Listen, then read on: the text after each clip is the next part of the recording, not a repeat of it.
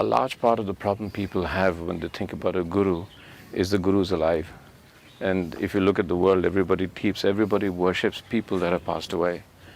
And so why is it so difficult for people? Now, I've known you as a friend, I hug you as a friend, but I can touch your feet because you're a realized man, you're a guru. How do people make the difference? Because how do they then say, well, he's a man after all, and why is he claiming to be a realized man? Because we believe all realized men only become realized when they're gone. They have to be dead. They have to be dead, yeah. I'm trying to not use that word, but yeah, they have to be dead. And that's a big problem. So let's talk about that. Anything that's good has to be dead. Yeah, I know. Unfortunate, isn't it? See, this is because if you have to see value with what's here now, you need a certain intelligence, you need a certain awareness. You have to employ your own intelligence. Now, somebody was here 1,000 years ago or 2,000 years ago, to say that he was great and worship him is very easy because a million people are saying so. Everybody is fascinated by the past because generations of people have said so. So you don't have to employ your intelligence or awareness to know what is the truth. So even when a Krishna was alive, how many people really recognized him? Duryodhana clearly said, this guy can play with a child, fight with a man, make love to a woman, he can gossip with old women. And this is no god, this is a rogue. So that's how they would have seen him. Now, thousands of years later, it's very easy. Because everybody is saying Krishna is God, you also join up the gang and say it. You're just joining a gang, you're not seeing anything about Krishna as such. So similarly, everybody else. But today, if you have to recognize something that's alive in front of you, you need certain capability, certain awareness, certain intelligence. So when Jesus was alive, you know what horrible things they did to him. Now, half the world wants to worship him. It doesn't mean anything actually, because when he was there, only a handful of people get it. Yeah. So let's talk about the concept of a guru. What is a guru and how does one find a guru? And why is it that different people have different gurus? Why is there… like there's one god, there could be one guru, right? So, okay, everybody goes You're there. wrong, in India we have 36 million gods and goddesses. Okay. So, what is a guru?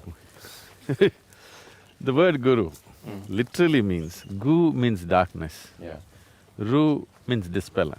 yeah, One who dispels your darkness is a guru. yeah. You can call him a light bulb if you want. Yes, okay. He's on, that's all. So, what you cannot see, he's able to make you see. Yeah, So that's a guru. yeah. Or to put it in other terms, essentially because you're trying to make a journey and you're seeking a guru, he's like a roadmap. He's like a live roadmap. Yeah. When you want to travel uncharted terrain, you will find it's extremely important. Roadmap is more than God. So you will see in the tradition, guru is greater than God, all this they're saying because a live roadmap is more important than anything when you're lost in a unknown terrain. Yeah. So can't I find my way without a guru? That's always the question.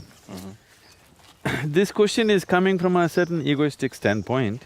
Why can't I do it myself? See, do one thing. Using a watch, right? Right.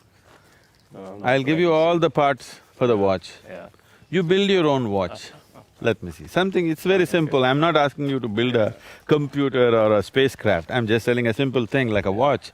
Most people have gotten rid of their watches today because they're looking at time in their cell phones or computers. So, an obsolete instrument like this, I'll give you all the parts, you put it together, let me see. Yeah. You may take a lifetime, I'm saying. Yeah. Something so simple. So, you go to your watchmaker for a watch. So, what's your problem going to a guru for something that you do not know? Yeah, but there is something different here. Now, when I walk around Isha, as we'll see soon, what I notice among most people is… the closest I can describe it is devotion. Some people would call it worship. Now, when you find a guru, it's not an intellectual… I mean, it's not… making a watch could be an intellectual exercise. Yet, finding yourself or finding something divine or living in the divine How much, what is this concept of difference? Where do you come in with devotion and worship? Can your guru help you without a sense of divinity that you find in the guru?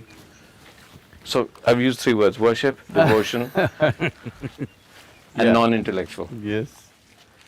So, yes, I don't know how to make a watch, but I could transcend my present limitations and go into other dimensions. Why do I need to seek that kind of support, a subjective support? Yeah. Because a watch is something else. Yeah. The guru is dealing with you, Yes. okay? Because you are the subject here, not another object. So, the devotion that you see around, you must understand one thing, at no point are we teaching devotion, are we encouraging devotion. But why do people seem to be so, overwhelmed by the whole thing is, see, suppose you were in a desert and let's say you're really thirsty, so thirsty that you thought you will die. And if somebody gave you a glass of water, would it be not natural for you to bow down to him? Yeah. You don't have thoughts, oh, this is God, this is that is if you are trained that way. Otherwise, simply as a human being, just out of gratitude, wouldn't you be overwhelmed and bow down to him? Yeah. So what you see here is just that. Nobody has taught them that they should bow down, nobody has taught them they should be this way or that way, that is not at all encouraged. But because of what they have received, the overwhelming nature of what they have received, when that sense of overwhelming experience is happening within a human being, to bow down is a very, very natural thing. Yeah. So, why is it, I want to ask you this question, why is it the moment somebody begins to think that he's an intellectual, he's against devotion? I'm asking you, you're a filmmaker, could you make a good film without being devoted to it? No. There's no passion, there's no devotion, there's no film. There's nothing beautiful happens in your life. No. So now the devotion is not exactly towards me as a person, Yeah. but the devotion is towards me as a possibility in their life, not me as a person.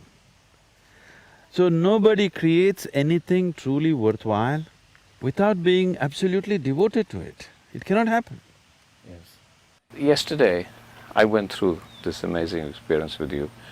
It was a collective experience. And then I saw your relationship with the meditators who were the volunteers in this incredible course that we did. And there was something that connected you. Now, I've heard stories about this. I've heard that as Jesus walked in and he spread this love, and we always wondered, how could you just spread love? I saw that yesterday. But I saw tears in their eyes. We could explain that. But I saw tears in your eyes because I saw a two-way relationship. So let's just keep with this idea of a guru and tell me, what is this two-way? Because I saw you like a devotee, you were like them.